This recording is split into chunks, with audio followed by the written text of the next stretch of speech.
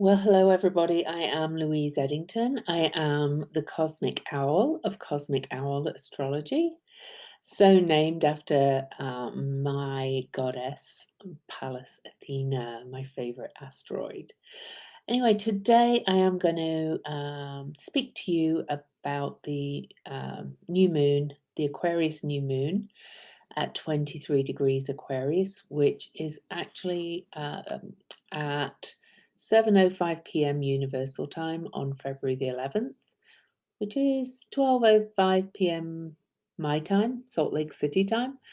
But before I do, I'm going to ask you to subscribe to my channel, maybe give the bell a little check so you get notified when I upload new videos, and also give the video a like, leave me a comment.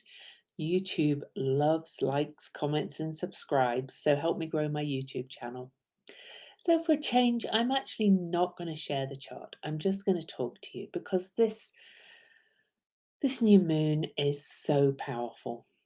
It's the fifth of six new moons at 23 degrees. We started with the new moon, the Libra new moon, back in October, and we finish with the Pisces new moon on March the 13th. That will be the last one at 23 degrees. Now, 23 degrees has been a really important degree for the last year or so. Pluto and Eris squared each other at 23 degrees Capricorn to 23 degrees Aries.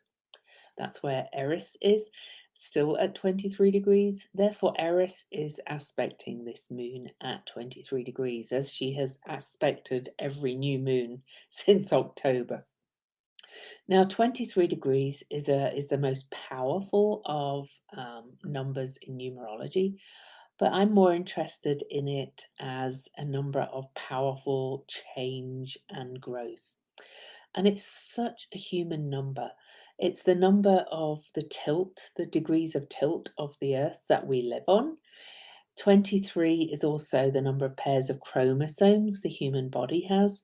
It's also the number of digits we have. We have 10 fingers, 10 toes, 2 ears, and a nose. I'm sure there's a song about that.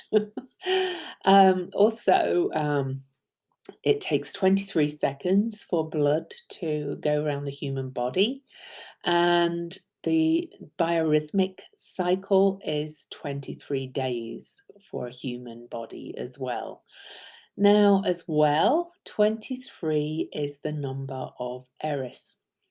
The Discordians, she is the goddess of discord. There's people called Discordians who claim their number as Eris's number. And so here she is at 23 degrees, bringing chaos and discord and change. Now, the story of Eris is that she one of her main story is that she was like an outsider. She was not part of the beautiful people, and she was therefore not invited to a wedding where all the gods and goddesses were there.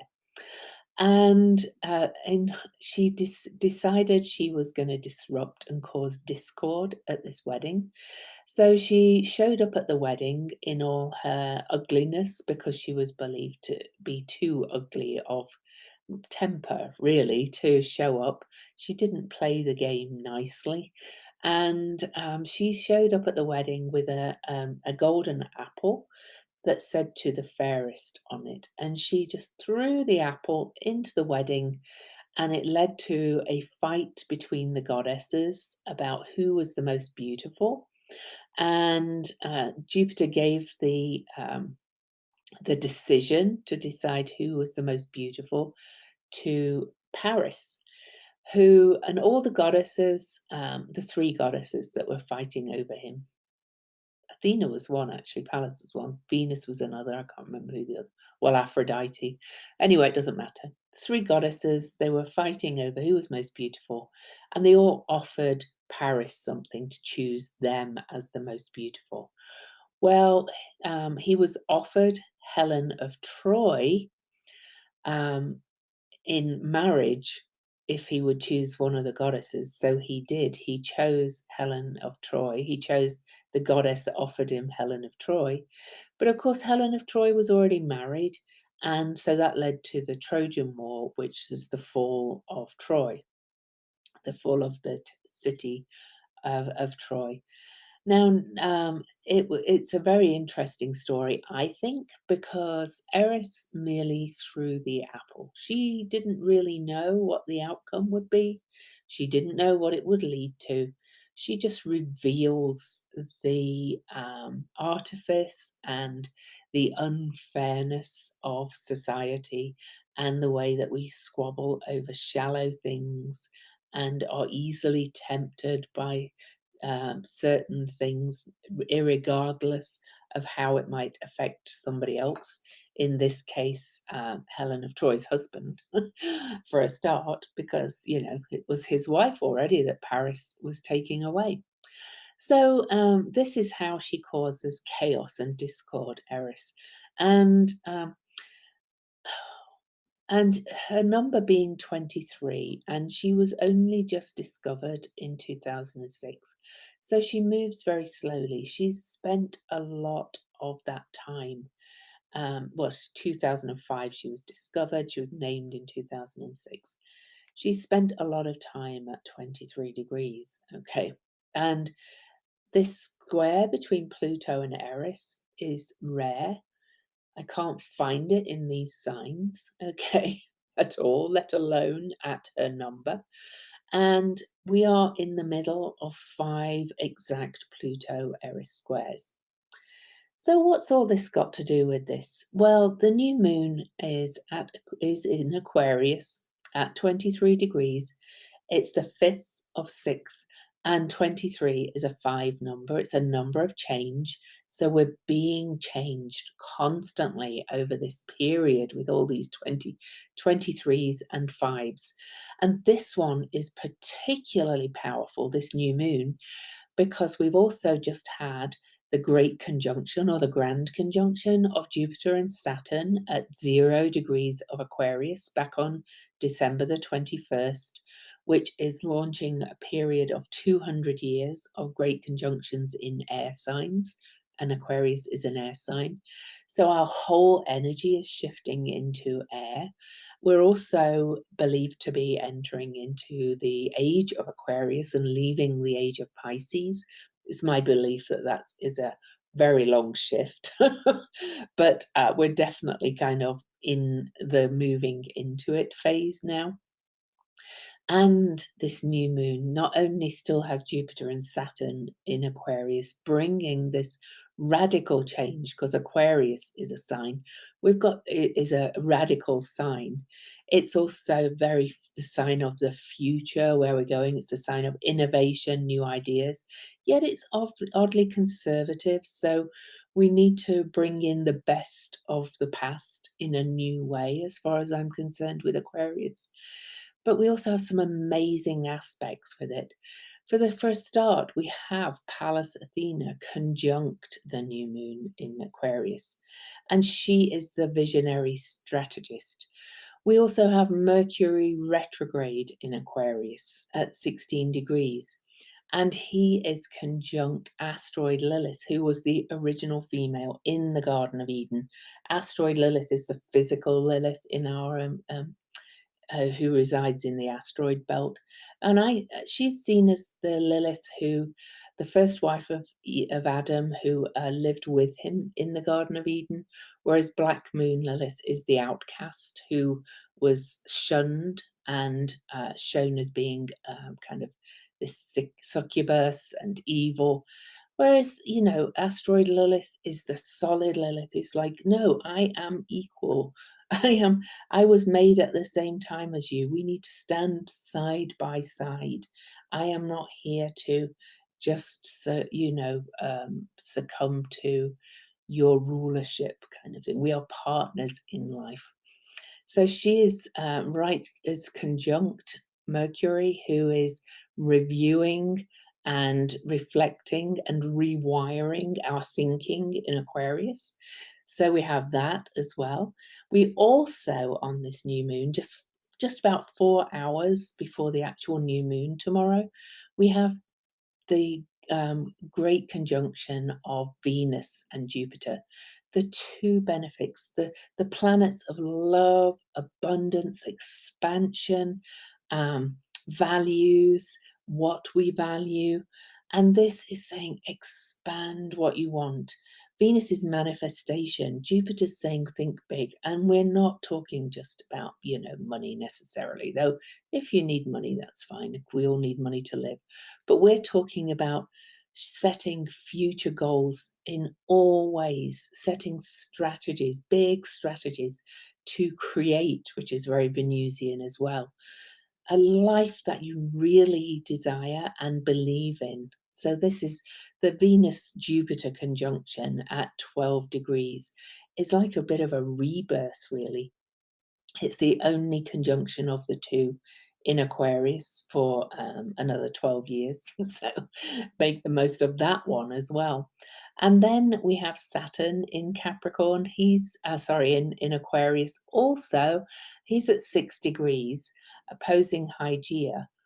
But the interesting thing is here, we have Chariklo, the grace spinner, centaur, who was the wife of Chiron, the key to healing, the shaman of the zodiac, who I picture as kind of this weaver and as at a spinning wheel in the weaver. And she weaves stories and webs and new stories in creation.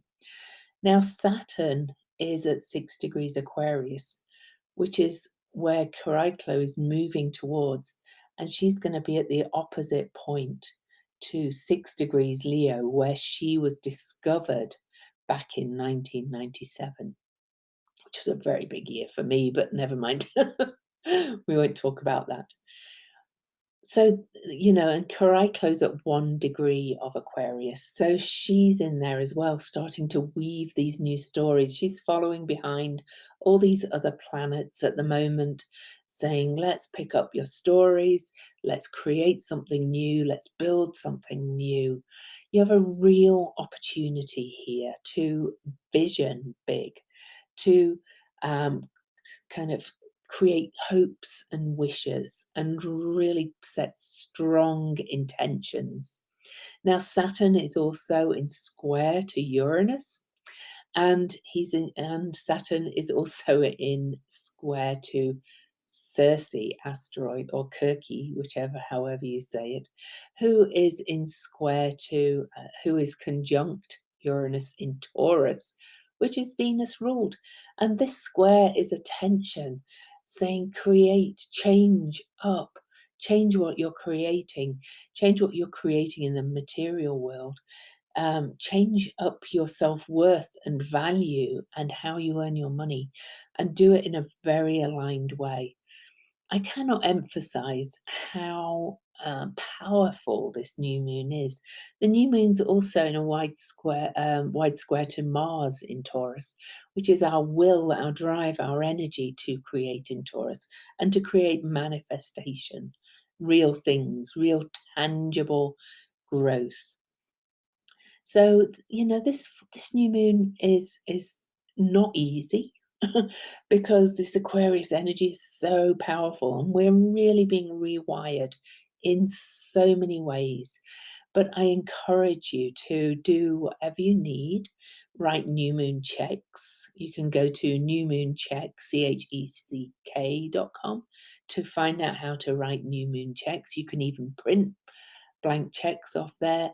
You can create a bit of a vision board, but make it really about something tangible, about values, not just about money, about what you really desire. Venus is desire, okay? It's about, desiring a more loving relationship, desiring fulfillment, desiring to maybe be out in nature more. What do you really desire? Don't just think in terms of house, car, money. If you need them too, that's fine, but do it all and get very clear and set very clear intentions on tomorrow's new moon. Uranus is the planet that rules Aquarius, so we're in square to that. He's the lord of lightning bolts. Um, I would maybe sit by some electricity lights and feel the electricity in the air, feel the electricity zapping, feel the zaps in your mind, and really create something magical. So happy new moon. I am the Cosmic Owl. I hope you'll subscribe to my channel and maybe even share the video if you enjoyed it. But make the most of this new moon because it's amazing.